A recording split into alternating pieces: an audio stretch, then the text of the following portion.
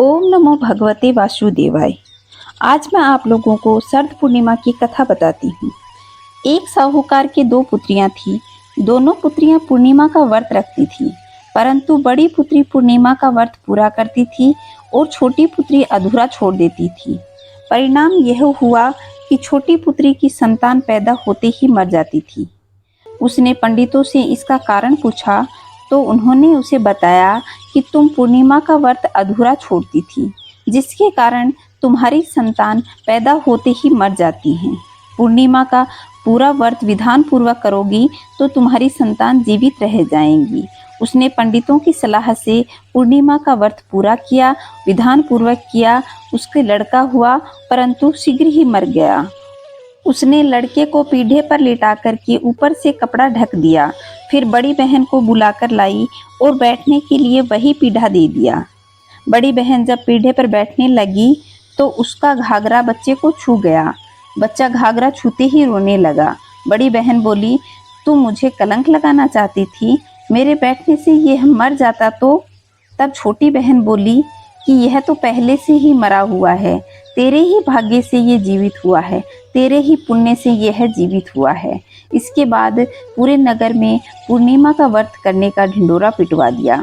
हे नारायण भगवान, जैसे बड़ी बहन की सत की लाज रखी, वैसी सबकी रखना। कहता ने सुनता ने हुकारा भरता ने सारे परिवार की रखना। अब मैं आप लोगों को विनायक जी महाराज की कहानी सुनाती हूँ। विनायक जी महाराज एक चुटकी में चावल और एक चम्मच में दूध लेकर घूम रहे थे और कह रहे थे कि कोई मुझे खीर बना दो, कोई मुझे खीर बना दो। तब एक बुढ़िया माई बोली कि ला, खीर तो मैं बना देती हूँ। वह एक कटोरा लेकर आई। तब विनायक जी बोले कि बुढ़िया माई, कटोरा क्यों लाई हो, भगोना लेकर आओ और वह चढ़ा दो। तब बुढ़िया माई बोली कि इतने बड़े भगोने का क्या करोगे, कटोरा ही बहुत है। तब विनायक जी ने कहा कि तू चढ़ाकर तो देख। बुढ़िया माई ने भगोना चढ़ा दिया और चढ़ते ही वह दूध से भर गया। फिर विनायक जी ने कहा कि मैं बाहर जाकर आता हूँ, तुम तब तक खीर बना कर रखना। खीर बनकर तैयार हो गई, परंतु विनायक जी महाराज नहीं आए तो बुढ़िया माई का मन ललचाने लगा। वह दरवाजा बंद करके खीर खाने लगी और बोली कि विनायक जी महाराज भोग लगाओ, और ऐसा कह करके खीर को खाने लग गई। इतने में विनायक जी महाराज आए और बोले, बुढ़िया माई खीर बना ली क्या? बुढ़िया माई बोली, हाँ, आकर जीम लो। विनायक जी बोले कि मैं तो जीम लिया, जब तुमने जीमने लगी तो मैंने भी भोग लगा लिया। तब बुढ़िया माई बोली कि तुमने तो मेरा पर्दा हटा दिया, परंतु किसी और को पर्दा मत हटाना। तब विनायक जी महाराज ने खूब धन दौलत भर कर दिए।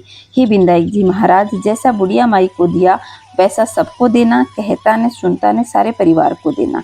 बोलो विनायक जी महाराज की जय। तो दोस्तों, यह थी शरद पूर्णिमा की कहानी और विनायक जी की कहानी। अगर हमारे चैनल पे कार्तिक महात्म्य की संपूर्ण कथा और कहानियाँ सुनाई जाएंगी।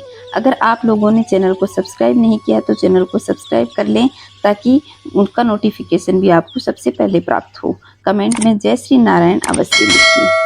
जय श्री नारायण दोस्तों।